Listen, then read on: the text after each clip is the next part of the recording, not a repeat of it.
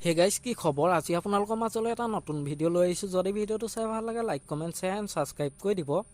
আজি মই আপোনালোকৰ মাজলৈ লৈ আহিছোঁ অসমত জনপ্ৰিয় ধাৰাবাহিক বেহাৰবাৰী আউটপোষ্টত অভিনয় কৰা ৰিচা চেট্টিৰ লভ ষ্টৰী ৰিচা চেট্টি বৰ্তমান ৰিলেশ্যনশ্বিপত আছেনে নাই আৰু মোহন আৰু ৰিচা চেট্টি সঁচাকৈ ৰিলেশ্যনশ্বিপত আছে নেকি ৰিচা চেট্টিৰ পৰিয়ালৰ লোকে মোহন ৰিচা যোৰাটোক কি কয় এই সকলোবোৰ কথা জানিব পাৰিব আজি এই ভিডিঅ'টোৰ যোগেদি গতিকে ভিডিঅ'টো শেষলৈকে চাই থাকিব ৰিচা চেট্টিৰ মুখেৰে শুনিলো আহকচোন মোহন ৰিচা যোৰাটোক ঘৰৰ মানুহে কি বুলি কয়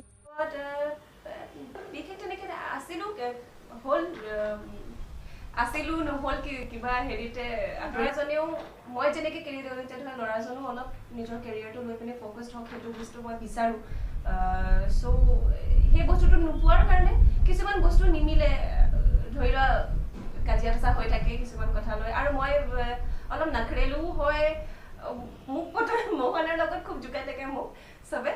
যদিও মই ঘৰতো ভিডিঅ' কল এনেই নৰ্মেলি ভিডিঅ' কল কৰিছোঁ আৰু মা দেউতা তাৰপিছতে মোৰ কাজিনছ আছিল